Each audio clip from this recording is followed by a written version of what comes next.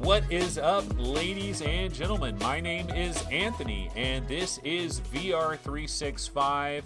We are live. It is Sunday. We like to call this our Sunday Fun Day episode, where a lot of times on a Sunday, let's face it, not a lot of breaking news is typically happening on your average Sunday. And so we typically have these Sunday Fun Day episodes. And today, I got to tell you, I am very grateful for our special guest that we have today, which is Simplex. Now, you might have seen him in chat as Simplex PL on YouTube, but he goes by the name of Simplex. Simplex, how are you doing? How's it going today? It's hot. Otherwise, it's cool. There's going to be a heat wave in Poland soon. It's going to be 40 centigrade. That probably doesn't tell you much, but it's no, that's basically 40 centigrade is like that's like what it is in Sacramento when it's crazy hot here. Yeah. Like 100 and something Fahrenheit or whatever, you know. So what time is it there right now in Poland though? It's nighttime, right? It's 8:30, so it's a good time. Okay, so pretty good time for you. That's good. All right, and we've got a couple of people that have popped up in chat. I have iPad Carry MG is in chat, and Drums5, which is Steve from Conquer Reality. Okay, so basically what I thought we could do today is just kind of do a standardized kind of an interview.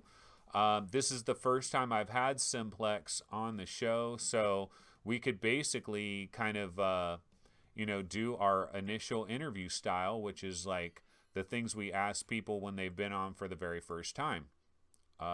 Oops, I put on the wrong trailer. Hold on one second.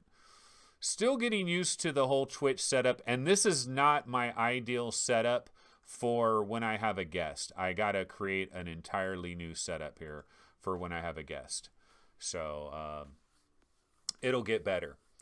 But Simplex, so you're probably trying to grab chat on your phone there so you can see it or something? Sorta. Okay. Sorta. We don't have too many people in chat right now, so we're starting off kind of slow.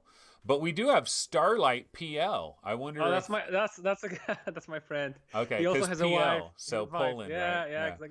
Hey, man. Okay. That's my friend. I told him I'm streaming. He told me I told him a few days ago that a few weeks ago that you invited me to be the guest. So he told me if you're on, then let me know. So. Okay, Roots is in the building. I am Roots. He's here, and he is a Twitcher. He be twitching it up quite often. But yeah, so why don't we go ahead and get into this interview? So first off, why don't we start out? Why don't you tell me what VR equipment do you have right now? Let's start with that. Like, what are the different VR headsets and stuff you have? Okay, I'll tell you chronologically by the date I bought it. Okay. So I have a Vive, which I ordered. I got it in May 2016. I ordered it soon after the pre-orders went live. I originally planned to order Oculus, but I got disappointed they didn't have the motion controls and no room scale. It was like, we don't stand up. Remember when they said that they don't want you to move around, and we don't talk about standing. Something like that. It's like this famous Carmack quote or something. I don't remember. So I got a Vive first, and after some time, when there was this famous Summer of Rift, I think it was like 2 years ago, when the Rift was for the first time for 450, I think. Yeah. Then I bought it.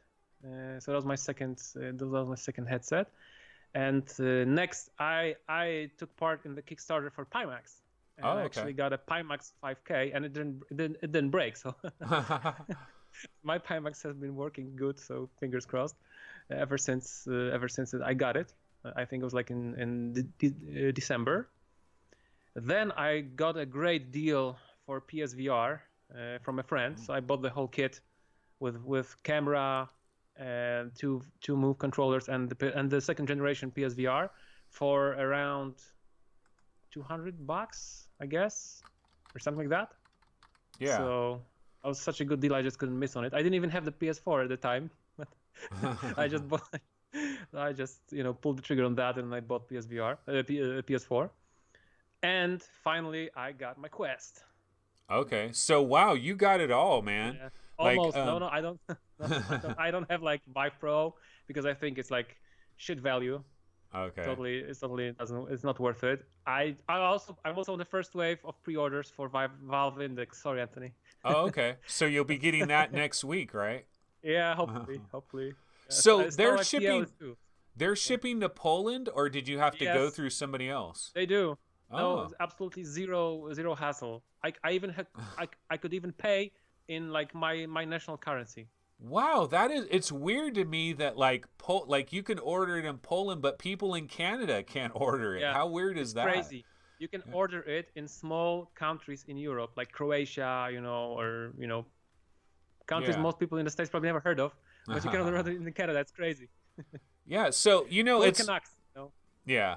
You mentioned PlayStation VR, and it's funny because I assumed that you were a PC VR guy and I am. maybe even a PC VR snob in a way and kind of looked down on PSVR, but you finally were like, let me see what's going on with this PlayStation crap. I look down on people who look. I look down on people who look down on PSVR. That's funny. So, in your time with PlayStation VR, like having had the Vive and had an Oculus for all that time and then getting PlayStation VR later, are you kind of surprised at all about like how decent, like it's decent. It's not too bad, right? I mean, I know the tracking's kind of crappy, but Yeah. are you a little bit surprised of how decent it is on PlayStation VR?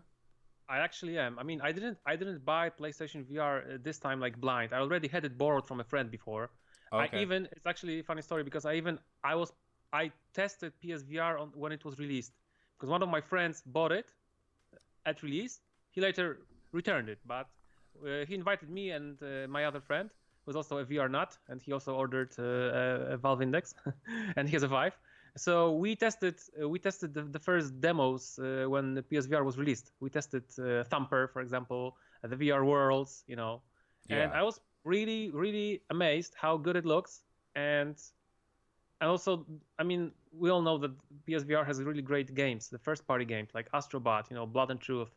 It's amazing content. So I only have PSVR for the exclusives. Yeah, You yeah. know, I don't, that's my PCMR legacy here. I just have the console. I play all multi-platform games on PC because I have 1080 Ti. So high five here. Okay. Yeah. Yeah. So it's a great card, and I think RTX are totally not worth it. Yeah. So, the nice thing about it though, like you have all the major stuff right now. So like Blood and Truth comes out, you can get it, Yep. so if Stormland comes out, you can get it. If Boneworks comes out, you can get it. So it's nice to be able to just sample everything, right? True. But there's not enough time, Yeah, there's definitely not enough time. Okay, so why don't we go back? Let's go back in time though. Let's go back to like 2013.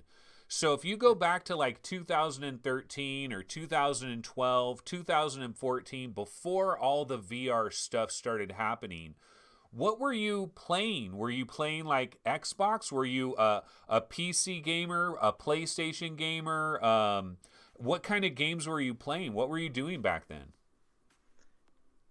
I mostly played PC because I always try to have a good PC, and I started with a PC in 1996, and I've had PC for a long time. I've never abandoned PC gaming, but I did buy a PS2 in 2008, I think, and then the Xbox 360, and then PS3. So I basically tried to have all the Major popular gaming platforms. yeah, because I basically love all the games, Yeah. So So I bought it for the exclusives. do you still play a lot of flat games even now? I actually do. Actually, I play like 80%. Wow, I do. 80% Yeah, I flat. knew you'd be shocked. Yeah, How do you, I love flat games still wow, why bother with VR at all then? because it gives me something that the flat games that can't give me, and flat games give me something that VR can't give me yet. So like depth, Yeah. quality, like I played, for example, Days Gone. This is like 50 hours game, which is an open world that takes part in Oregon, and you ride a chopper and fight zombies. It's a great game. So I spent 50 hours in that, and there's no game like that, except for the old games that we all had already flat, like Fallout, Skyrim. I know, Yeah. but I think VR is still lacking some AAA, like tier 1 games with motion capture and top quality voice acting, like Blood and Truth, for example. Like this is the first step in the right direction. But Yeah. on the other hand, VR has great immersion, but it's also friction, right? Yeah. I hate the VR friction, Yeah. That's why I love my Quest. Friction on a stick, huh? Like just ridiculous friction. I'm living in a flat, I don't have like a separate room. I live in a two flat with my wife, so that must be hard with all the headsets and all the wires and all the crap, you know? Yeah. So you probably you don't have like your PlayStation VR. Can you go play that right now, or do you have to like cobble some stuff together when you want to play PlayStation VR? Actually, I managed to fit it in a drawer beneath my TV like TV table. So it actually works quite nice. I can just open the drawer and pull out the headset, and it's already connected to the box. Okay. I really hope that PS5 won't have that box, because that box is. Yeah, it won't. It won't have. I'm pretty sure it will not have that box. Yeah, that would be crazy. So one thing I wanted to mention to everybody that's watching the show. First of all, a couple people were asking, who is our guest? Our guest is Simplex PL. If you've watched a lot of like VR game rankings, old YouTube, or like the VR 365 YouTube, Simplex PL. He's been in chat a million times. We've seen him in chat. And so mostly in the comments. Yeah, in the comments. Like in comments mostly, yeah. Simplex PL. And the PL part is for Poland. And he goes by Simplex pretty much everywhere, but it was taken, so that's where you get the PL. And one other thing I wanted to ask for people in chat is his voice volume okay? Do I need to turn him down a little bit? Do I need to turn him up a little bit? No big deal, but just if you notice like the volume's really loud or really quiet, let me know about that. But I think everything else. And also apologies for my accent, because I know it's not perfect, but no, apologies for how fast you talk, man. Oh man, you are like you're like 100 miles an hour, bro. I do the same in Polish. It's something I try to to combat, but it's hard. And if I'm nervous, it's like now I'm nervous, so I'm talking even faster than I usually talk. I usually talk really fast. But when I'm nervous, I talk even faster. And now it's okay. Just relax. Calm down. It's okay. We're all good here. Unfortunately, weed is totally illegal in Poland. Like it's like you can go to jail for that. So I cannot relax. And that would help you. It would help you right about now, huh? Like Joe Rogan to have a little blunt there or something would help. Sorry about that. If I'm going too fast, just like tell me about that, and I try to be slower. Oh, it's okay. It's okay. And everybody's saying voice is fine, volume is good, it sounds good to me. So yeah, everything is fine. So this is great. Okay, so what was I going to ask you about though? I want to tell you about my history, remember? Yeah. So we were talking about, well, what about like the games? Like, so like 2013, 2014, or like, before you got VR, is there a certain type of game you like to play? Like you're a Fallout, Skyrim type of a guy, or you're like a Call of Duty type of a guy, or like what? Like if you had to like put yourself into a category. I really like first-person shooters, but single player, not multiplayer. Also, I was quite avid Battlefield 3 player at the time, but those days are behind me. But I did play a lot of Battlefield 3 then with my friends, but it requires too much time. We have to play all the time to be good. Because, you have to play every day constantly, otherwise you're going to get left behind, right? Yeah. So I like how the Halo, Gears of War games, Far Cry. What else? Yeah, where it's like a story. Too. Like it's a story and you're in the game, but it's first person. Exactly. And so if first you're... or third, Yeah, or third. Okay. Like Heavy Rain, I like the David Cage games. Oh, yeah. And Quantic Dream. Like, when are they going to come to VR? Like, what is Sony doing? Like, they're perfect for VR, right? Exactly. Yep. Could you imagine if all those games were in VR? Oh, man, that would be awesome. So when you first started to hear about VR... How did you hear about VR? Like, were you really paying attention to it, or was it something that you're like, oh, people are talking about VR now, and you noticed it? I anticipated that question. I knew you were asking this to people, so I kind of thought about my answer. So my first contact with VR was actually around 1994 or 1994. Yeah, I was in some kind of copy party in Poland. There were these things called copy parties, where you could just, because we had no copyright law in the beginning in the 90s when Poland stopped being communist, we didn't have any copyright law, so people could just pirate everything legally. That's the thing that happened. And yeah. and you would have those copy parties where you could just swap diskettes and copy them okay. With abandon. And on one of those, it was sort of like an exposition, like a fair, Okay. and there was VFX1. Probably heard of it. And I could try, I think it was Hexen or Heretic. I always confuse those two. Yeah. I was able to play on that, but the quality, it was horrible. It was like Barf City, and they had like those small LCD screens that would just melt your eyes out. They would just like flicker. It was all horrible. But that was my first. I was interested immediately in that because I thought that VR is actually like, what's the point of playing games? You want to be transported to another world, right? So like for me, VR was always this ultimate goal, like to be transported. And VR died. VR crashed and burned, like that. The first 90s VR crashed and burned because the hardware was woefully, unprepared for, it needed like a 20 magnitude, 20 times magnitude power of what it had then. Yeah.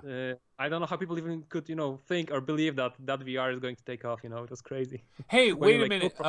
So back in the 90s, like when all of this was happening, did you ever like screw around with like the consoles, like the Mega Drive or like Nope. Super Nintendo? So you weren't screwing. I was too poor.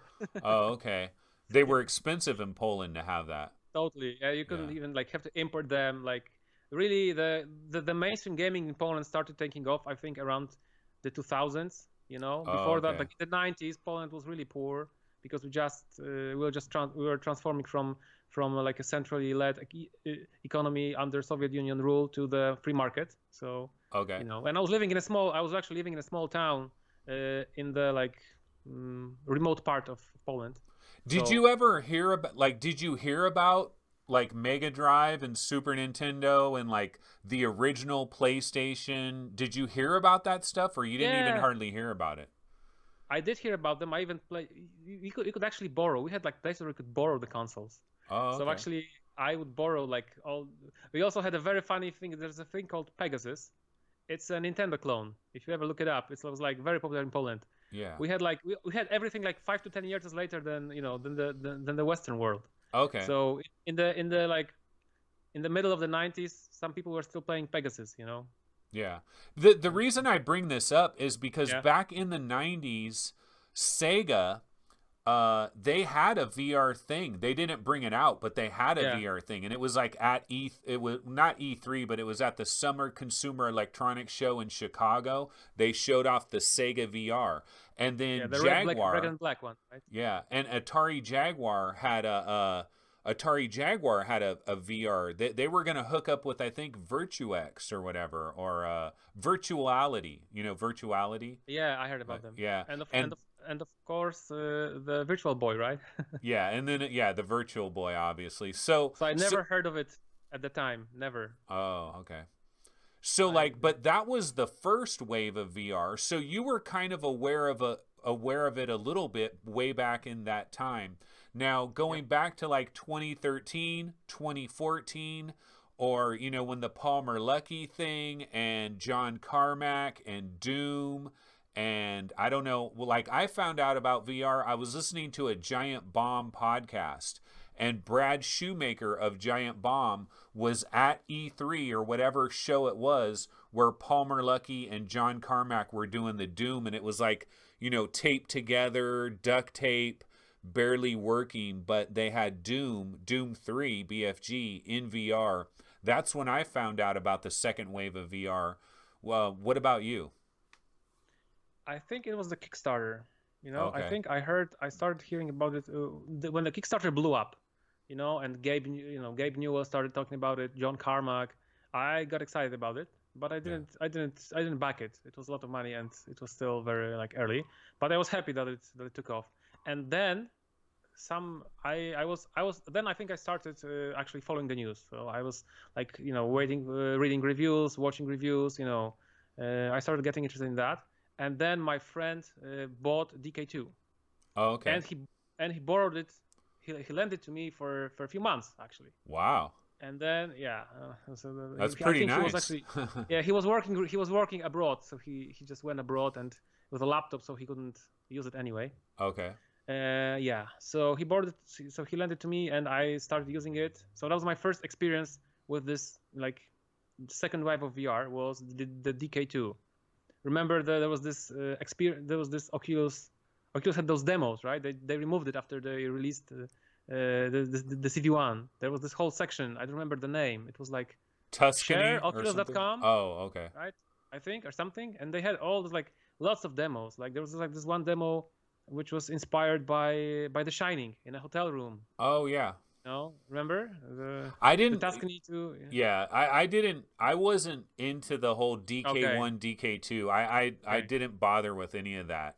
But as we got close in 2016, the Oculus Rift was going to launch. You talked about the motion control, like it didn't have motion controllers. Yep. The Vive, of course. So at Mobile World Congress, I believe in Barcelona, Jarillo is saying, "Is this live?" Yes, this is live. It is a live thing going on now, here. So yeah. But at Mobile World Congress the year before, 2015, that's when Valve dropped the bomb. Valve and Vive, and it was like, oh my God, room scale. Like that's what got me excited, because I thought like the room scale idea was like you were going to have this like cube. It was like you were going to have a cube, and inside that cube, it was going to be VR. And you're going to be in that world. And like that was so exciting to me compared to Oculus, just the two little cameras and a lot of seated experiences. So when you found out about room scale, did that jazz you up? Were you more excited for the Vive when you found out about the whole room scale thing? Yeah, totally. I mean, I don't know if you remember, they were showing, I think, the Blue, and the Lab, and all those journalists. Journalists. Yeah. They were just like floored. Yeah. They were just totally, and I was like, what the hell? Like this is future. This is the future, Yeah. This is the shit. So and then we learned. I was actually thinking, for me the Oculus was the original, the first VR headset that really started the second wave, right? Yeah. So after Facebook bought it, I still didn't think it's gonna be bad for the industry. And Facebook wasn't as evil then, I think, as it is now. Okay, wait, were you a little bit of a fanboy like Oculus? Would you characterize yourself at all as like a little bit of an Oculus fanboy before you got your Vive, like before all of that, like with the Kickstarter and Palmer Luckey and John Carmack and all of that? Sort of. I mean, I think every fan of VR was actually an Oculus fanboy because there was no one else. Yeah. Right. Yeah. And they were making our dreams come true. But did the Facebook announcement, were you like, oh man, Facebook, really? Or were you like, oh, Facebook, billions of dollars? Yeah, the second one. Okay. But yeah. I think in hindsight, Yeah. In hindsight, we can get to that a little bit. Okay. Yeah. So you ended up, did you have a regular Oculus CV1 pre-ordered, or you had a Vive pre-ordered? I actually didn't have any pre-orders because I got the sticker shock. Oh, I remember what really soured me. I remember what totally soured me for Oculus. Apart from the fact that they wouldn't have motion controls at the beginning, which I was like certain they would have. They already showed them before. They looked amazing, and they didn't. They said, well, we're not gonna have them. They didn't even give the release date, I think, at the beginning. And also, remember the ballpark? Oh yeah, the ballpark. So basically, it's completely different. If someone tells you something is going to cost, like let's say Palmer, like he said, it's going to cost $1,000, right? I would digest it, and then I would be, wow, it's not $1,000. It's only $700.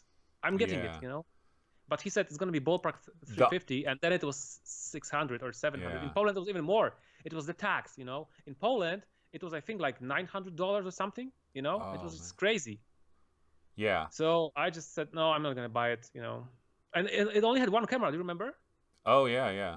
And Right? Like, also like the when once you found out about room scale and you're like, okay, you're really in the world. You're walking around, you're moving, the motion controllers, the Vive controllers, and then Oculus at that time, it really seemed like they were scared to death of that. Like they wanted no part of that. Early on, I thought they yeah. were worried about lawsuits. And do you remember the actual Oculus fanboys who were saying like, you don't need motion Oh controls, yeah, yeah. you Yeah, I know? know. I know. It's You yeah, don't need motion controls. the hardest of the hardcore You don't need to fanboys, stand. like they defend anything. Like you remember Yeah. PlayStation 3 didn't have rumble. PlayStation 3 at the very beginning, the controllers had no rumble. And everybody, it was the 6-axis. It wasn't DualShock 3. They didn't have a dual. It was 6-axis. And hardcore Sony fans were like, I never noticed rumble anyway. Like you never notice it. It's so funny how that works out. Okay, so you got your Vive in May of 2016, but you've already tried a DK2. So you've tried some VR before. So it wasn't like that was your very first VR ever, but were you kind of blown away by like the lab and like the budget cuts demo and like the early stuff that you played? Yeah, I totally was. It was a honeymoon period. Yeah. I played a lot that time. Then I sort of started playing less and less. Okay, wait a minute. So when you first got your Vive, like what was the percentage between flat and VR? Like you said, you're 80% flat, 20% VR. But when you were in the honeymoon period, was it like 50-50? Maybe like 50-50. Because a VR is very isolating. Yeah. That's another factor. And I don't have AC yet, and it got hot in the helmet. And like your eyes would dry and the helmet would get uncomfortable. Remember when Vive didn't have the deluxe audio strap? Yeah, they had this janky ass like rubber thing, and you have to put on the headphones, and turn on the lighthouses. So it was like if I already got into VR, I loved it and I would stay there long. But I have to like force myself to do that actually. Do you have a cold winter? Is it cold in the winter there, like snow and like really cold? I mean, it used to be. Now the global warming messed it all up. But the global warming, yeah. So this global warming thing is actually real, is it? Yeah. And human induced. Yeah. I was wondering. But like in the winter time, couldn't you really like were you the type of person where you could play VR for like 3 hours in a row, or never could I do could. that? Oh, you could. Okay. Totally. Also, I'm totally impervious to to motion sickness. I can even rotate, with a stick. Oh, okay. Like smooth. Yeah, remember that demo in the PSVR? It's called Scavenger Odyssey. Oh yeah. It got me mildly uncomfortable. Oh, okay. So you're kind of like MAME fan. Like you can handle almost everything. I got good genes, I guess. That's good. I'm happy about that totally, because I was afraid that I have friends who I'm showing them Astrobot, and when the camera starts moving behind the robot, they go like, "What's happening?" I'm feeling weak. I'm like getting some kind of, I'm gonna faint, but I don't. So. Do you think a lot of that is in people's heads? Because I think a lot of it is in people. Like people are worried about getting sick, and then they get sick. They're so worried about it. Like it's like a self-prophecy, right? Yeah, like self-fulfilling prophecy, exactly. What you were talking about placebo, I think is actually it's like a nocebo. There's a thing that's opposite of placebo. It's called nocebo. Nocebo. It's exactly when you think something is bad for you, it's gonna be bad. Yeah, it's crazy. So you're into the metaphysical minute. No, just kidding. That's another story. Yeah, in chat, Slayblaze says, talk about living the dream with a 3DO. Panasonic 3DO. That's a different show for a different time, but I could do... Dude, I could do multiple shows. I had Amiga. I was into the 3DO in 1994. I can tell you all about Amiga, I had Amiga. Okay. And Starlight PL is also a huge Amiga fan. So okay. I had Atari 130XA in the 1991, I think. I got Atari 130. Okay. And then like 8-bit Atari. Yeah. And then I had Amiga 600, which was like this weird Amiga without the keyboard. All right. It was a huge flop, and they basically dumped all the Amigas into poor Polish people, Oh, and they bought it like crazy. Yeah. So it became a big deal for you guys. Yeah, I mean, basically, we got all the Amigas that nobody wanted in the West. We got them there, and we bought them. We paid like, half year salary for them. So, when you had your Vive for a while, you had a Vive for a while before you got an Oculus Rift. Did you kind of develop into like a Vive guy, like all about the Vive?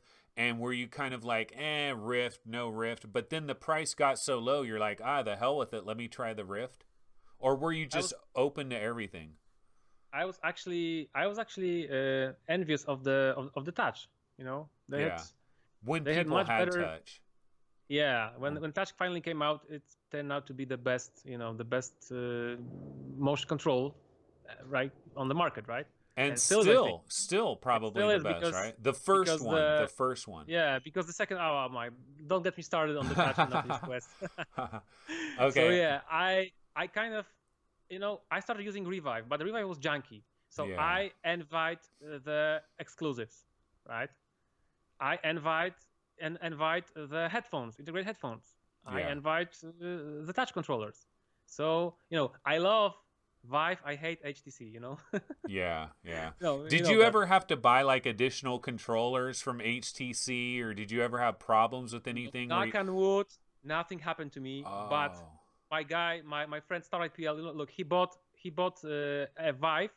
I think there was this first Vive discount on Christmas, on the Boxing Day 2016 or 17, I don't remember exactly, maybe you remember. Yeah. It was this first discount, like $100. He told me about it in private chat. I posted that info on Reddit as a first person, and I grabbed a lot of karma thanks to that. And he then decided to pull the trigger on Vive, and 1 week or 2 weeks after he bought it, it broke down. One of the screens, I don't remember what was actually happening, but I think maybe he will write it in chat. But one of the he's commenting. So one of his screen, I think, started displaying like a green line, Oh yeah. And he sent it to Romania. Yeah, vertical. He sent it to he had to deal with support.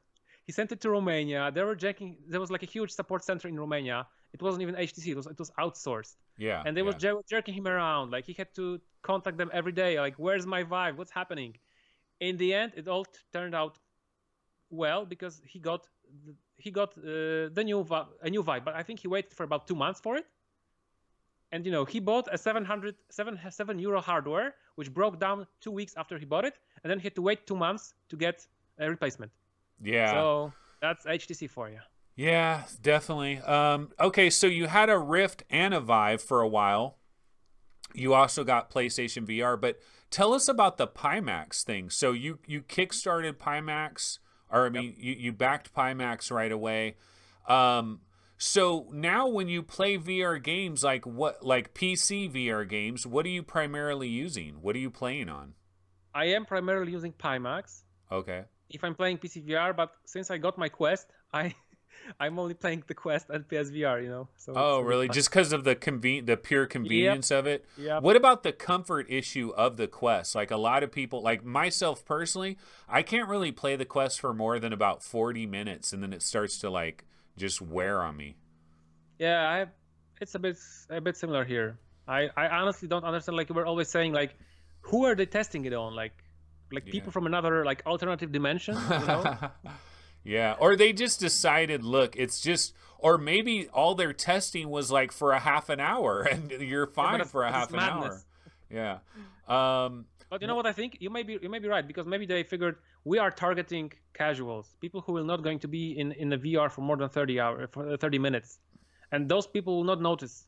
Only the hardcore, the hardest of the hardcore, will notice, who want to stay in VR for hours. They will notice. And people are like now making those mods, those counterweights. It's madness. Yeah. So what do you think about the Pimax though, in terms of like are there major downsides to the Pimax? Like what's the, like people might say, oh, the Pimax is incredible. You got this huge field of view. It's got better resolution. But what are the downsides? Like what are the issues you have to deal with?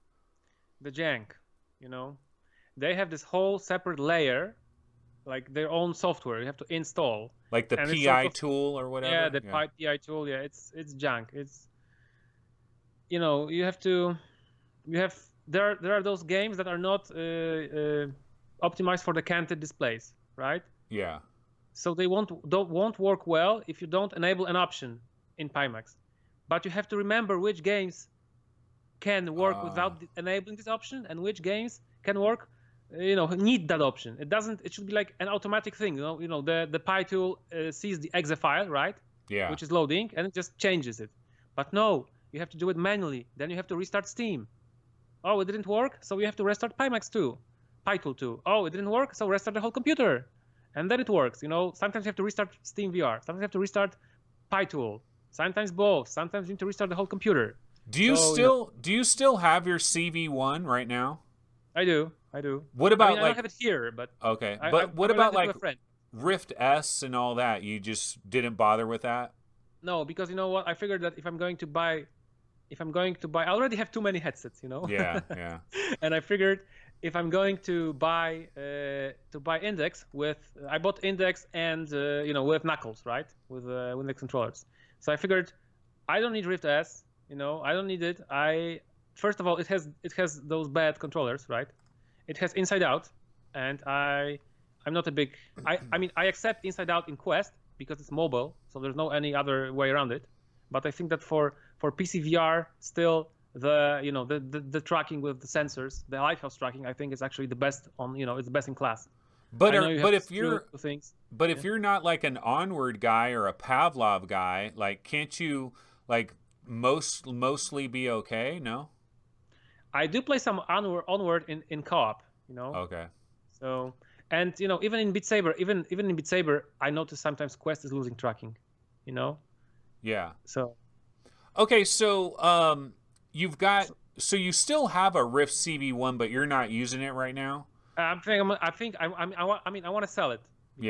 Because of the Valve Index. You believe exactly. your Valve Index is coming. You don't need to have 5 PC VR headsets. What about the Pimax though? Is there a possibility you'll get rid of that if the Valve Index does what you want it to do, or do you think you're going to hold on to the Pimax? The FOV is like to die for. Really? So, oh, really? Yeah, it's amazing. Really. I mean, do you play on because like there's big, medium, and small, right? Do you play on the full or do you go medium? No. The medium is like enough. Like medium is already like miles beyond anything else. And the large FOV I think is pointless. They shouldn't even have included it in my opinion, because the distortion on the edges is horrible, and also the performance is horrible.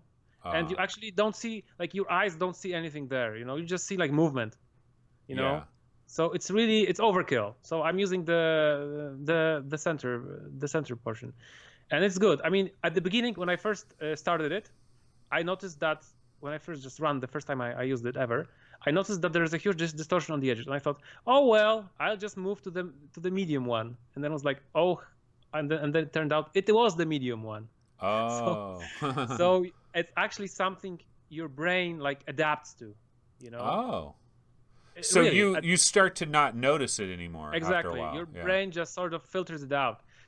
I think that's an amazing capability of a brain. It can adapt. It's very adaptable. It can adapt to like lots of things. Like it can adapt like to PSVR. Well, like the motion sickness and that too as well. You get better with that, right? Your brain starts to like I remember when I was first in VR, like I have a fear of heights, a pretty strong fear of heights. Like if I'm on a cliff or something, I don't go to the edge of the cliff a lot and stuff like that. And when I was first in VR, I would be in different VR things where I'm standing on a ledge and I'm looking down and I'm like, whoa, I'm like, shit, I feel like I'm scared. Yeah. But now my brain adapted to it. It doesn't do it for me anymore. So when will your brain adapt to spiders?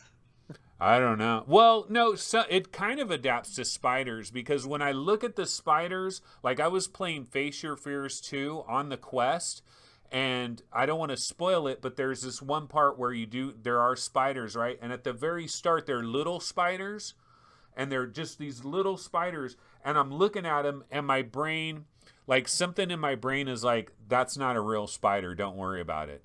But then if they move realistically, and if their legs are kind of realistically shaped, then that's where it's like, So yeah.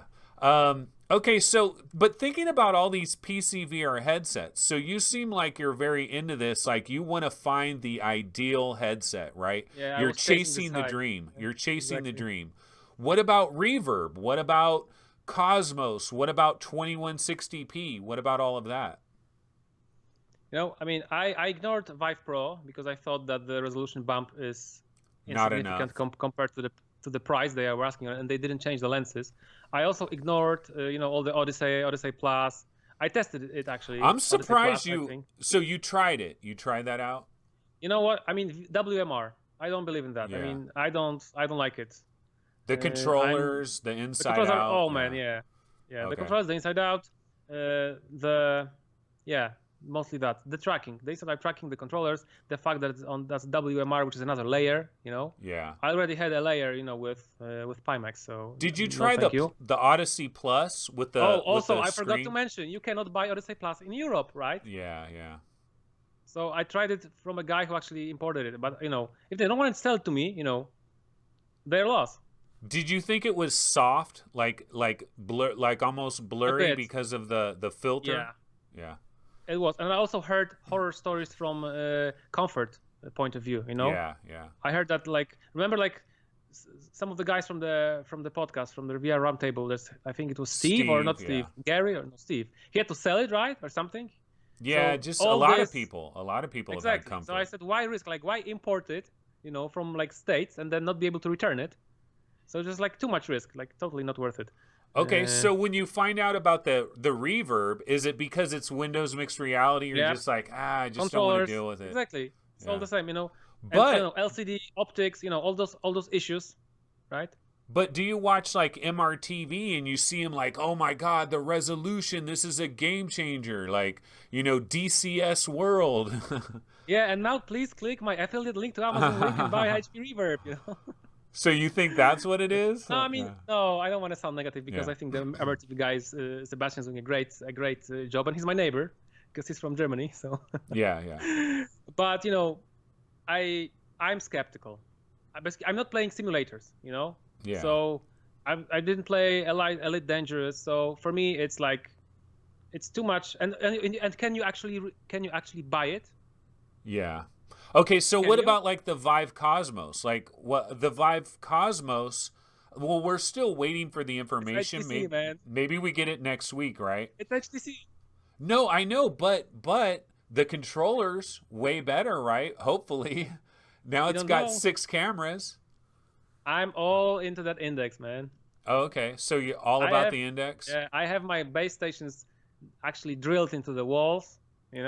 So did you get the index package where it's just the headset and the controllers, and you're going to use your 1.0 base Exactly. stations? Okay. For 2 reasons. One, it was already out of stock. Yeah. The other, you already got them up there probably, right? Yeah, and also the prices of those base stations are crazy. Yeah. Right? They're The supposed to be cheaper. the controller True. prices are pretty It's crazy too. Yes, but with the controllers, you actually get, you get actually decent controllers for the Vive, because the Vive ones.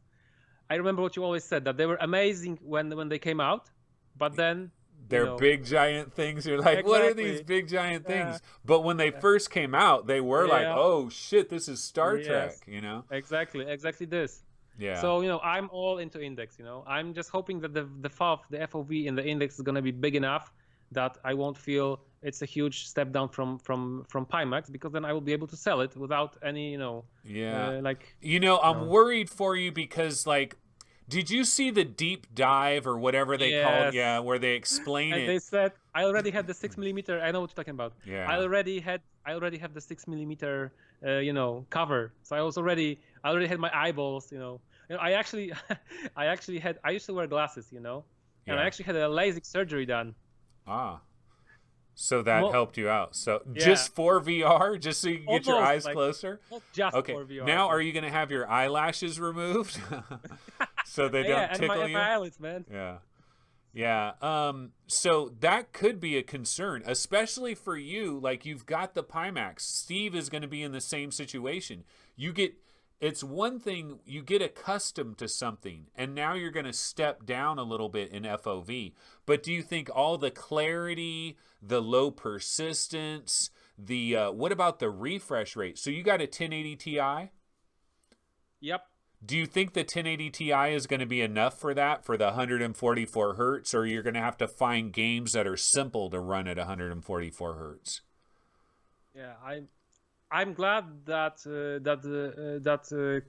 Index will run 90, 80, and I think 120. Yeah, I think they have those in between. Yeah, right? 4 different modes, I think. Yeah. 80, 90, 120, 144. So, if worst comes to the worst, I'll just downgrade myself to 90, let's say. And then if NVIDIA actually, makes cards that are priced, hey, wait, weren't we supposed to get new cards this week, or an announcement, or is it next week? What happened? It's all a big nothing. They're going to be slightly overclocked. They are basically doing this so they don't have to lower the prices. They will lower the prices slightly of the old models, and the new models will have the same prices as the current ones have, and they will be slightly faster. And okay, what about AMD? AMD, man, the red team. AMD is 2 years behind in technology, behind NVIDIA, and it pains me to say it, but AMD is like dead. There's this guy called Adore TV. Maybe some of the viewers heard about him. He was like the biggest AMD fanboy like I knew on the internet. He has a great Scottish accent, so listen to him sometimes. At the beginning, I couldn't understand him at all with his accent, and now I can perfectly understand him. That's your brain adaptability there. Oh, yeah. And he was always saying like AMD has this great plan, like they have this plan that you don't know about. Like it's all makes sense. It's all part of this big plan, like 5-year plan. And he actually made a video recently. He reviewed there was this recent reveal of Navi, right? Of the newest 7 nanometers Radeons, right? Yeah. And he said that like, no, they're just no garbage. He was disappointed. I mean, compared to NVIDIA. But why does Sony, Nintendo, why do they all use AMD? Just because they can get both? They can get the CPU because they're cheaper, and GPU? Because they can't afford NVIDIA. Yeah. Seriously, like. Yeah, no. If they could afford NVIDIA, they would.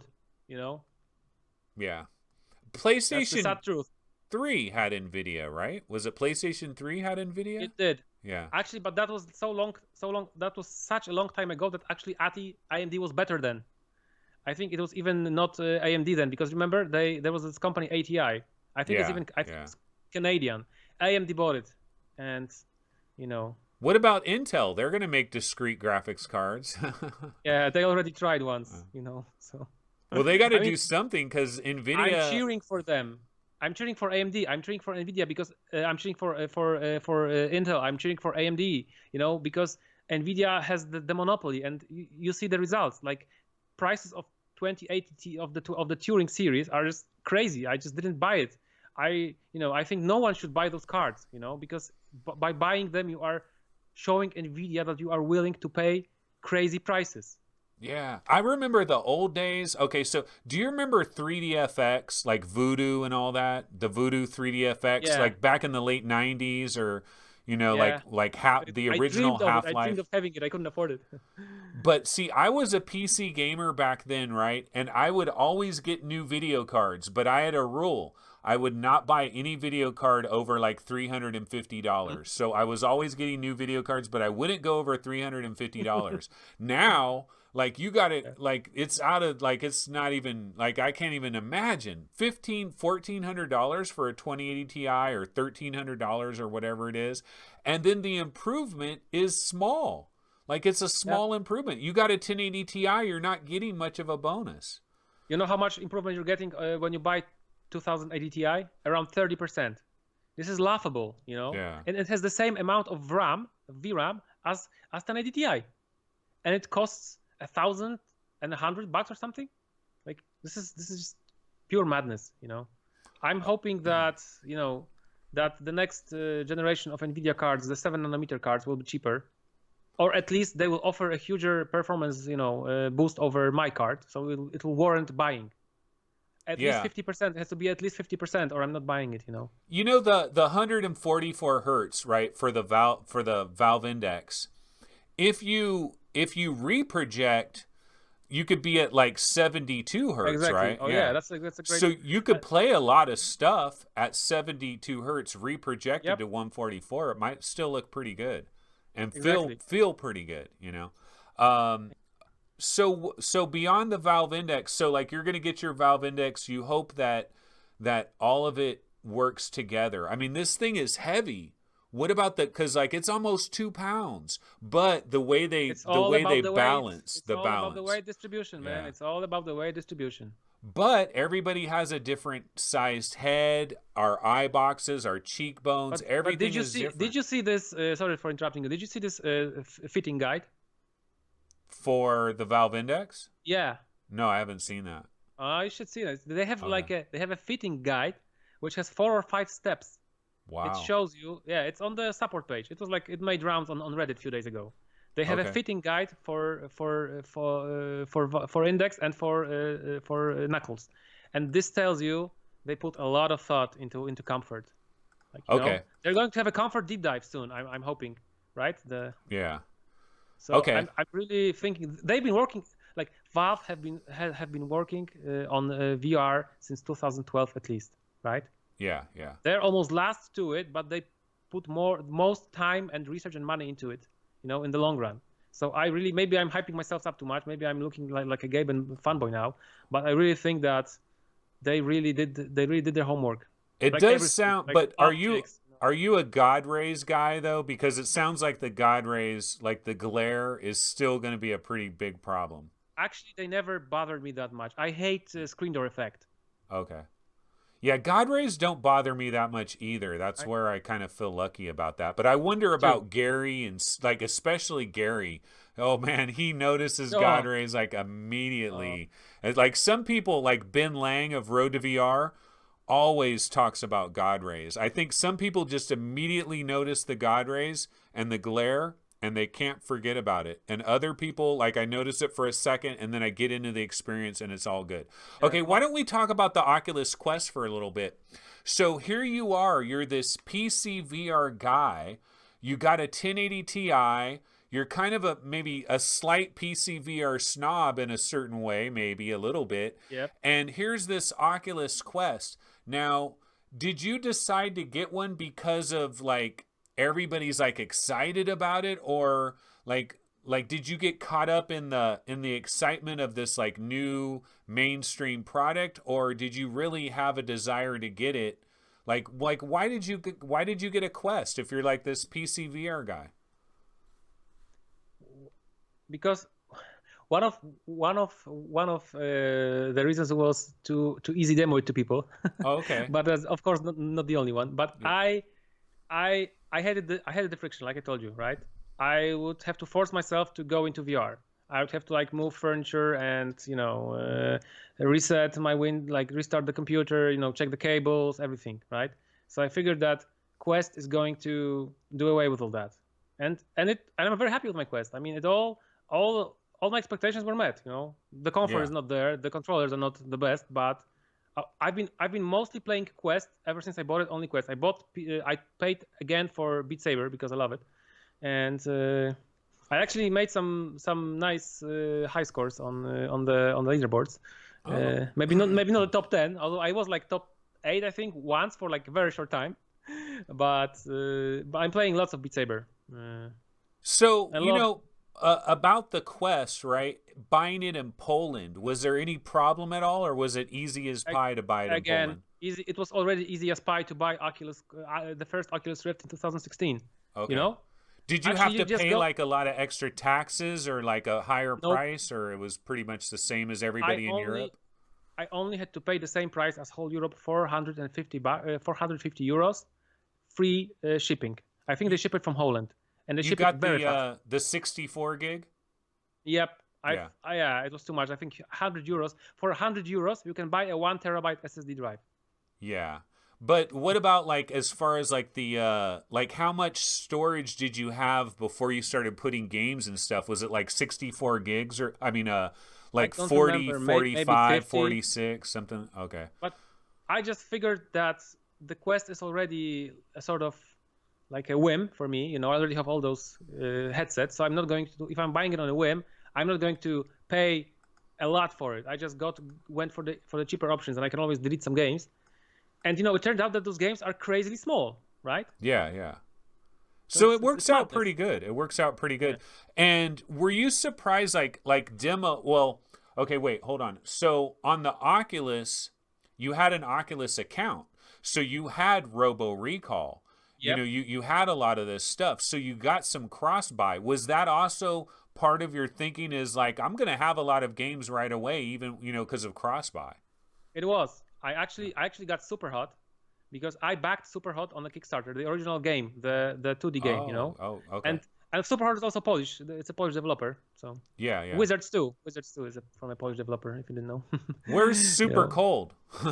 Yeah, exactly. But so Superhot, when I bought Superhot, they gave me an Oculus key for Superhot VR. Remember, it's not cross-buy, right? Yeah. They gave me they gave a few years back. They gave all the backers, or the original backers of the game. They gave Oculus key because they were an Oculus exclusive for a bit, which got them a lot of flack, of course, from the haters. And then when they came on Steam, they gave me a free Steam VR key for Superhot VR. So I already had 2 Superhot VR keys for free from them for backing the original game for $15. And guess what happened when the Steam VR, the Quest version, they gave everyone a free, the free Oculus Quest key. So those guys are awesome. Like, mad props to them. I know they didn't do the cross buy, and that sucks, Yeah. But I can't fault them because they gave me 3 Superhot VR keys on top of one game I bought from them. I backed on Kickstarter 5 years ago. And Superhot is fantastic. Oh man! On the Quest, very good, right? Like butter smooth. It works great, and it feels good. Did you know that they actually did the whole game from scratch? Yeah. They had to do it for Quest, but it doesn't look like it. They didn't port it. They basically remade it. Were you surprised, because you knew about the Snapdragon 835 and you're thinking, man, it's all going to be so watered down probably, and so your expectations, you kind of tried to hold them in check. But now that you have a Quest and you're playing all this stuff, are you kind of surprised at how good they actually were able to tap into this 835? Yeah, I was even impressed with Robo Recall, Yeah. Robo Recall, though, man, it's not the same game, I know, but I haven't played it for a long time, so I didn't have a direct comparison. And I realized how weak is this hardware. I mean, have you heard that Witcher 3 is coming to Nintendo Switch? No, I didn't. It is? Yes, it is. Okay. It is madness. It's crazy because this is also. But that's a Tegra what in the Switch? Yeah. But it's 2015 hardware. It's a 2015. It's old Tegra. They didn't use the newest Tegra. It's Nintendo. They always use the previous generation to be cheaper. It's really weak. It's really weak. So I'm amazed. That Witcher 3 is so anything's possible. Those games that run on Quest, they are like magic for me sometimes. Have you tried? What have you tried on Quest? Give us a rundown of the different games. Vader Immortal. So I finished that. I played a bit in the dojo. The only thing that really distracted me is that the variable resolution. Oh yeah. They have the square, right? Why it has to be a square? I see. It was a circle. Yeah. And it's so horrible in the dojo where there's this tiled floor. It's so visible that it's like the worst. Yeah. You play the dojo so much. If you want to play the dojo, right? Do this arcade part of the game, right? Yeah. You're in the dojo. It has this tiled floor. It's so distracting there. It looks horrible there. It's like MAME fan. He noticed that. You're talking about the fixed foveated rendering, right? The square of the fixed foveated rendering. Yeah, MAME fan noticed that, and he was complaining about that. Anthony doesn't know what Witcher 3 is. No, I do know what Witcher 3 is. The developer of Cyberpunk 2077, right? Anthony, yeah. If there's any pancake game that you should play, you should play The Witcher 3. Believe me. Yeah. You'll thank me. Well, I know it needed a good graphics card way back in the day, so you're good with an 80 Ti. Oh, absolutely, yeah. If there's one pancake game you play before you die, you play Witcher 3. Mark my words. Well, I want to play if there's one pancake game I play, it'll probably be Cyberpunk. Will be the one that I play. But what were we talking? Oh, Vader Immortal.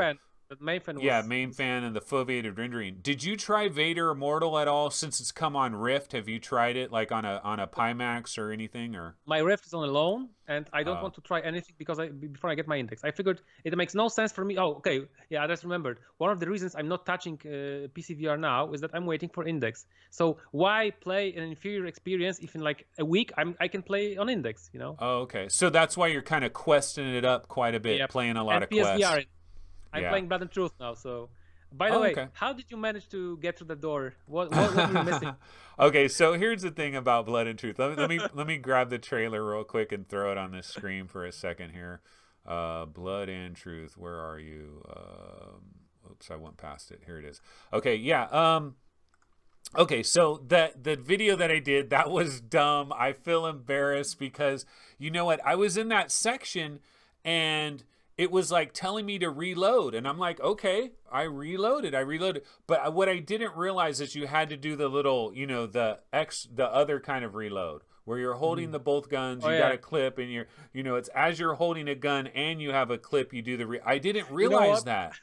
I went through that section like immediately the first time, and I think like, wasn't this the part where Anthony got stuck? Like, this must have been that. I don't know what, but you know what? When you're in VR, when you're in VR. When I get stuck in VR, it is so much worse than being stuck when you're sitting on a couch, you know, because you got the headset on and it's like, I got all this stuff on. I don't want to take all this stuff off and go look on the internet or something. Like I want to, like, I don't know. You know that you can use you know that you can just go to the dashboard and use the built-in browser. Yeah, but I never did that. But yeah, no, Blood and Truth. Like, it's pretty incredible, like the graphics and everything. Like, don't you wonder, like, Oculus had $250 million. They were giving it to all these developers. I just talked about this on VR Roundtable, like, not too long ago. But, like, why isn't Oculus getting this kind of stuff on, like what we're seeing, like the human characters, like that guy that's on the table and he leans over, like he looks almost like a real human, and that's on PlayStation 4. Like, why isn't Oculus, like, what is Oculus getting for their money? Is it just London Studio is just a way better developer than like InXile Entertainment and Tripwire Interactive and Insomniac? It is actually. It's a first-party Sony studio that has like a huge... Insomniac... Is Insomniac using like their third team, like when they make like the Unspoken or something? Like, are they not using? They're not using their best talent. We don't know the budgets. We don't know the budget, right? Sony must have paid really lots of money for Blood and Truth. Yeah, we just don't know. We don't know how much they're getting paid. You know, you get what you pay for. Like, look at Lone Echo, right?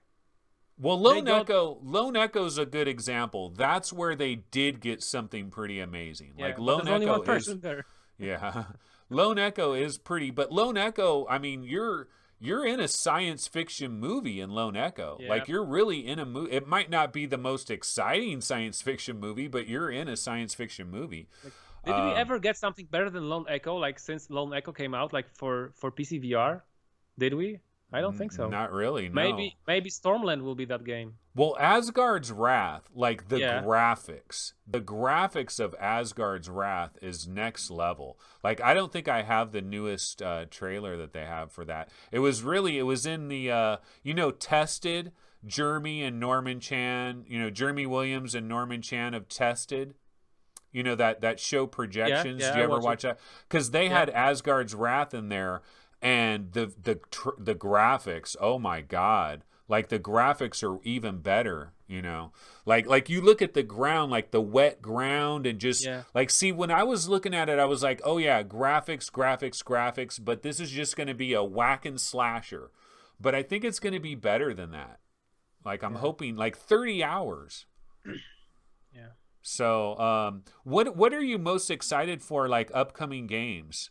Is it like Stormland, Boneworks, No Man's Sky? Like if you could have any game that is not available right now, what game would you want to be able to play? If you could play any game today that is out there, what game would it be? Stormland, maybe. Lone Echo. Echo Stormland and Asgard's Wrath, I think. Okay.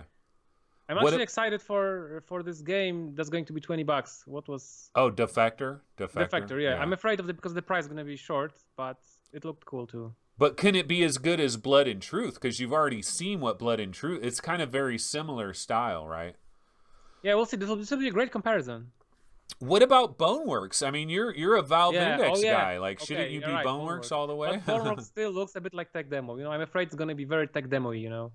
Yeah, well, I mean, their pedigree. Like, what I worry about the pedigree, because like, what have these guys done in the past? They did Hover Junkers, and they did Duck Season, and they're okay. It's okay, right? But then to like all of a sudden catapult them up to like the best VR developer ever, because it looks really good. Like, it really does look good. And like the physics, and we've seen all the videos of it, and it looks incredible. Like, I'm jealous of you guys. Like, you guys getting your Valve Index next week. I'm not getting a Valve Index for like another month. It is going to be like, I haven't even paid for my Valve Index. Yeah, that sucks. But oh well. I'm wondering if there's any chance, if you have any clout with anyone that could get you. I don't. Apparently, I don't. I try to, like, on these shows, like, I say, Valve, email me. Like, I'm hoping, like, you gotta email them, man. They don't watch your show. Sorry. Yeah. I'm hoping like one dude at Valve, like one dude there is like, yeah, I kind of like this dumb show, but I guess not. Yeah,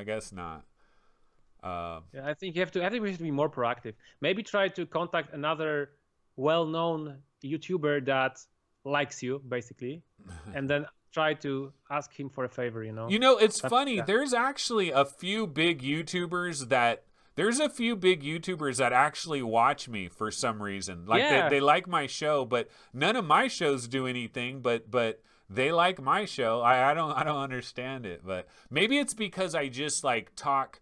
Like, I will talk bad. Like, I will say crazy things. And maybe it's like they wish they could do that, but they couldn't do that because they would burn their bridges. And so they live vicariously through me, because I burn bridges every other day. Like, and you're not monetized, so you have nothing to lose, man. Yeah, nothing to lose. Yeah.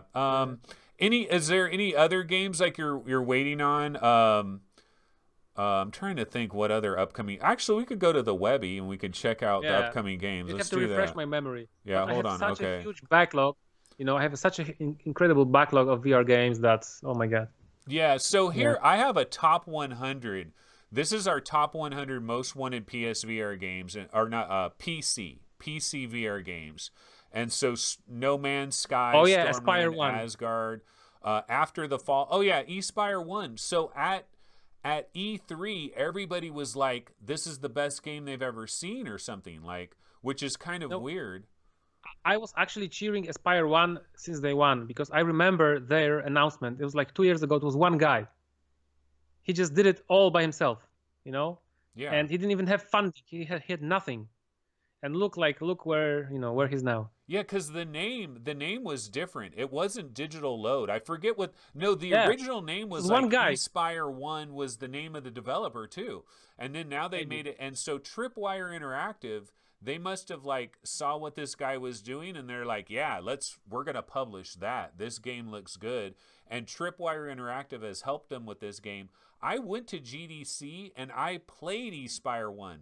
I'm on the little video. Like, they made a little video on their YouTube channel, and they're showing all these different people that are trying Espire 1 at GDC, and I'm one of the guys. I was there. I tried it. Yeah. But it wasn't that impressive to me. But part of the reason, they had this tiny little area, and so they didn't have, like, I had to stay in this tiny little area, and the Guardian, like I think the Guardian kept showing up, and so it was hard for me to really enjoy it. But like everybody else that has tried this, like the E3 demo, Upload VR, Nathy, a lot of people ranting and raving. So Espire 1. Anthony, watch the video by VR Oasis, I think. Oh yeah. Mike. This English guy, Mike did like a whole playthrough, and he was amazed. And you could really see that he's enjoying that. Like, watch it. You'll get hyped. If you watch this video, I think you'll get hyped for Aspire 1. Okay. What about Borderlands 2? Borderlands 2, if it comes to PC, like, it doesn't have co-op. It must have co-op. For me, this game doesn't exist without co-op. Oh, okay. So PlayStation VR, you didn't try it. Like, you're not even gonna try it. Okay. No. The Walking Dead Onslaught. So Yeah, Servios, you know, raw data. What else did they do? They did I love Sprint that. I love it. Vector. You know, Yeah, so I finished all that. It was great. It was like one of the first, big, like shiny VR games. Rogan, the trailers for Rogan Oh look yeah, incredible. I kind of worry about the developer though. yeah. Like I It's like don't some really kind of know who Chinese the developer. Like, yeah. It's like sometimes you see these incredible graphics and then the game is just ass. like But it's why gonna do be these people have 40 walkie-talkies? bucks. It's $40, but you Yeah. can pre-order it for a little bit cheaper. But that's July 5th. That's like a couple weeks. Dirt Rally, do you get into the racing games? No, No. not at all. Not at all. Do you like puzzle games like Firmament and like all Yeah, these different puzzle I'm games in still beating VR? myself up. I didn't finish Talos Principle. I should. Oh, it's Yeah. a long, huge game. I mean, it takes Yeah. forever. You can play it forever. It was just on sale for $6. Vanishing Realms, Vanishing Realms 2. You know, Okay. after the fall, it's not. I think it's not really the Vanishing Realms 2. I think you Yeah, I know. misunderstood. It's I going know. to be yeah. No, we're But just after the fall, after the fall. Yeah, that's Vertigo. So like yeah. we were wondering Arizona Sunshine 2. Where's Arizona Sunshine 2? I think this is Arizona Sunshine 2, but they decided we can't do zombies in Arizona again. It's too much of the same. So let's do zombies in Siberia. You know, Yeah. it's snowing and you got snow zombies, kind of Arctica It's Arctica 1. 1 meet Yeah. Arizona Sunshine, right? Did you play Arctica 1? What did you think about that? I played it for a very short time. Graphics On are using very good. yeah, I know it's the 4A Games. It's that Ukrainian developer that had to move to Malta after the Russian invasion. What are the Polish developers? You probably know all of them. Like, what are the Polish developers that are doing VR? Okay, so the Carbon Studio. Carbon Studio, The Wizards, Yeah. Dark Times. Yeah, they got. Yep. It's down here somewhere. Let me find it. It's them right here. definitely. The Wizards, Dark Time, Carbon Studio. Yeah. Who else? I don't know. Did they do this Rocket Fury? It's also Polish dev. Oh, One Hamza? Or no, that's Racket Fury. Yeah. Rocket Yeah, Fury. I know what you're talking Rocket about. Fury, and there's also this game Profundum. Yeah. It's yeah. also from a Polish dev. Okay. Yeah. So couple. There's of them probably I know more, about. but Yeah. there are. Yeah. Of course, there's CG Projekt Red, but they're sadly not interested in VR. So that's a bummer. Yeah. What about like an MMO type thing, like Nostos, or did you ever try like No, Orbis not for me, like a Online? time sink. I don't have the time, man. Ain't nobody got time for that. So But, is that why like nobody got time for No Man's Sky either? Are you gonna avoid No Man's Sky? Just yes. too much time. You can't see. Elite Dangerous. Yeah. I mean, I yeah. cannot see myself thinking like 20, 30 hours into a game just to learn, the ropes. Yeah. Why I could finish 10, maybe not 10, maybe like 5 story games with like, with story, with characters that make me feel emotions. I just love a good story. Plus, you play flat games, so you ain't got Yeah. no time for these 80-hour VR games. You got to play some flat games too, right? What about like Until You Fall? That looks pretty good. That's by the guys that made I Expect You to Die, but it looks more like an action game. But I like the color, different kind of a look. Pistol Whip. I think this lots of very interesting games. Sniper Elite VR also looks interesting. District Steel looks nice. Like there's lots of Thief Simulator VR. That's a Polish game. Have you ever heard of this game Node by Cubic Planet Studio? Nope. Let me see if I can find the trailer for that. Hold on, because dude, the trailer is incredible. Hold on. I mean, let's see. Okay. I'm gonna see if I can find the trailer because there's lots of games. I have it. I have a trailer for it. Let's check this out. I'll turn up the volume. This is Cubic Planet Studio. It's supposed to come out on July 20th.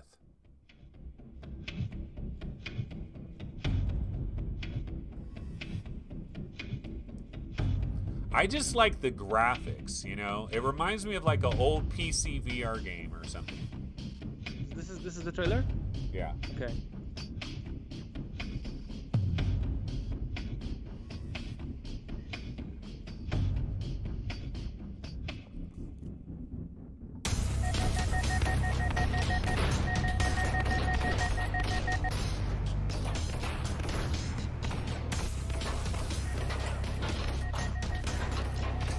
I lost audio. I don't. Are you muted?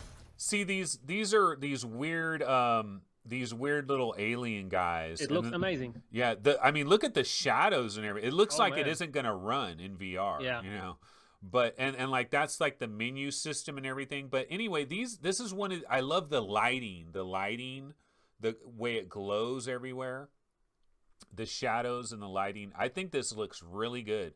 But it's supposed to come out on July 20th. I don't know if it actually will, but that's this game. That's why I have it ranked 29th. Like if I click on this right here, Node coming July 20th. Yeah, Cubic Planet Studio. I think it looks pretty good. But yeah, that one's coming up.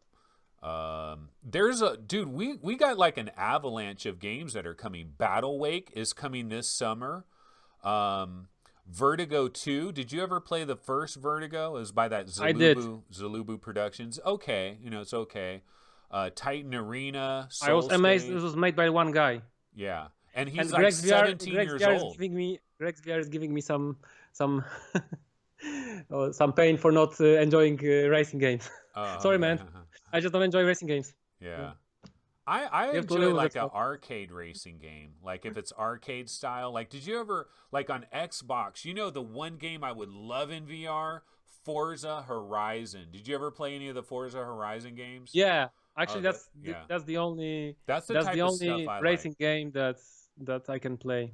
Did you ever play Primordian? Nope, I didn't buy it.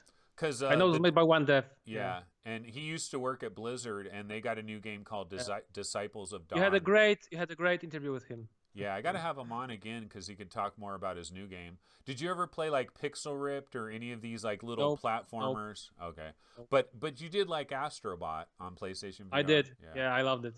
Falcon Age is going to be on the Epic Game Store. Are you going to go ahead and do you got anything on Epic Game Store? Yeah, I got Trover. I bought Trover. I didn't play it yet. Did it work in VR though? Because people are complaining that the Trover doesn't. Like you got to do some weird little thing to get it to work in VR. Okay. People are talking about that. I didn't get that yet.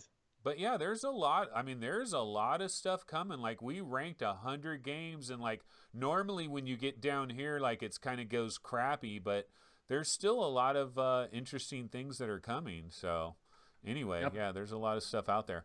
All right, well, you know, we've been going for a while here, so I think we're going to go ahead and call it about now. But man, I really appreciate you coming on here, Simplex. It was a great interview. You're going to get your Valve Index soon, so maybe I can have you back on. We can talk about that. Sure. Oculus Quest, all kinds of stuff. You know, I'm glad that you're open to the Oculus Quest. So you know, I have an interesting observation, because if I really was a graphics whore, I would never get into VR, because the graphics. That's true. I remember the hate from the like PC Master Race. Remember this huge hate on VR at the beginning? Yeah, yeah. The graphics is so simplistic. The graphic is shit. It's like PS2 graphics, you know? Exactly. So what I'm saying is it's immersion. If you are immersed in the game, you are inside the game, you don't mind the graphics.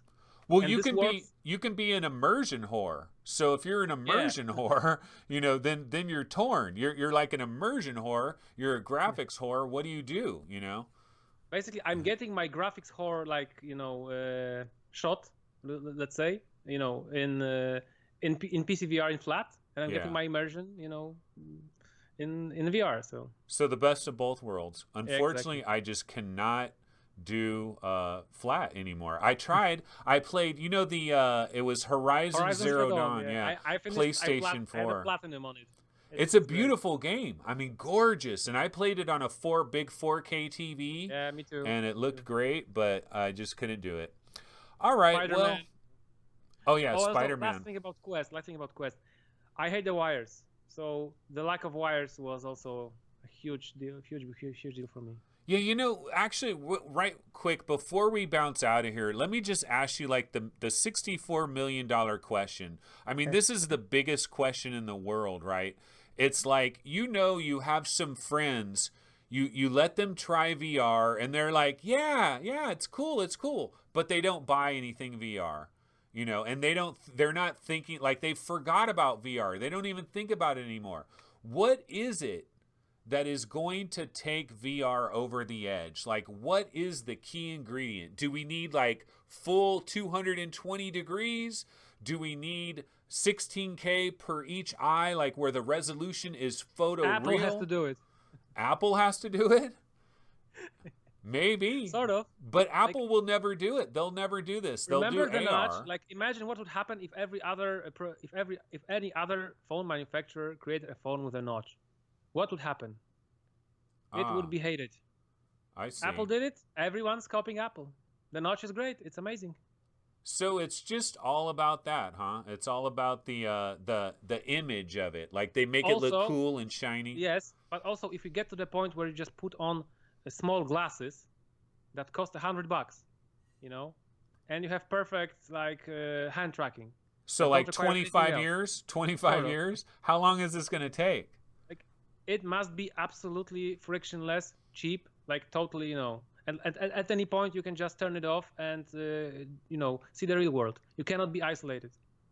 That's why the Quest. See, I got my Quest sitting over there, and let me tell you, like, because I'll leave it in standby mode a lot, where I don't completely shut it off, and so I just put it on. Bam, it comes on. You know what I mean? I mean, it just comes on, and then you take it off, you set it down. I mean, that's the dream.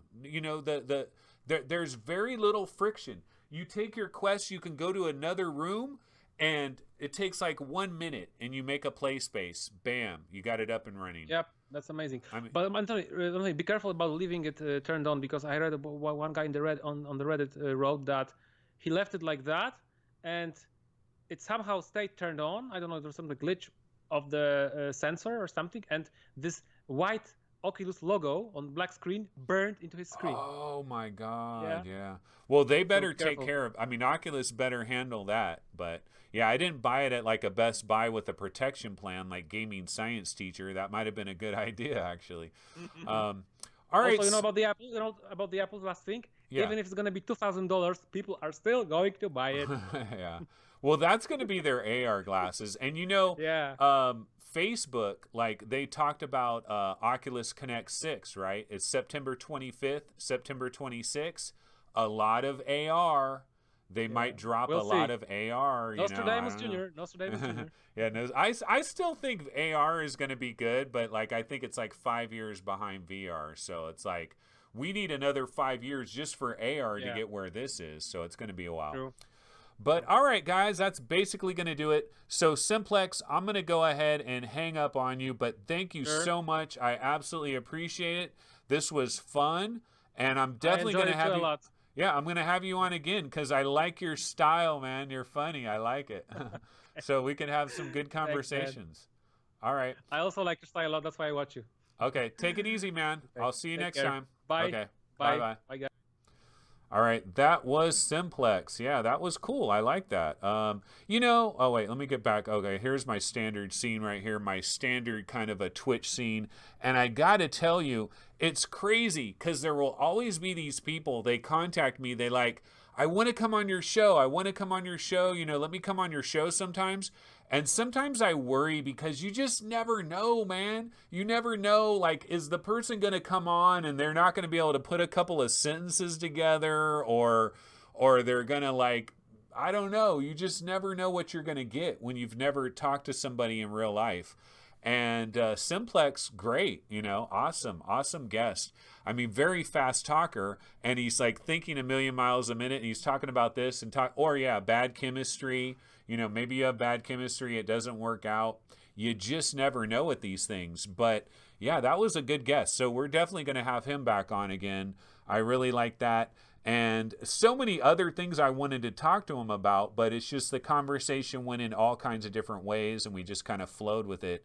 And he had a great mic. Yeah, he did. I have a mic like that. Actually, my kids, both of my sons have those mics. I have the Blue Snowball, and both of my sons have the better mic, the Yeti.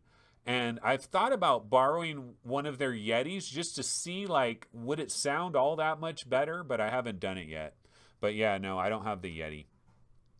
But anyway, guys, that's going to go ahead and do it for this episode of VR 365 Live. We are twitching it up. And tomorrow we are going to be back on the other provider, which starts with a Y, ends with a oob. YouTube. We're going to be back on YouTube tomorrow. probably 4 p.m. Pacific time on YouTube tomorrow, late afternoon kind of a show. So we'll be back on there. But thank you everybody for joining us here on this live stream on Twitch. And hopefully the archived feed will be available later for you guys to check it out. But yeah, that's going to go ahead and do it. So I will see everybody tomorrow on YouTube. Thanks so much for everybody in chat joining us. Sorry I didn't talk to chat very much, but you know, I'm concentrating on the conversation I was having with Simplex, so that's kind of how it works. And I would tell you to like this and hit the bell button, but I guess that doesn't really work, right? But anyways, we'll see you guys tomorrow over there on YouTube. All right, take it easy. Everybody have a good one.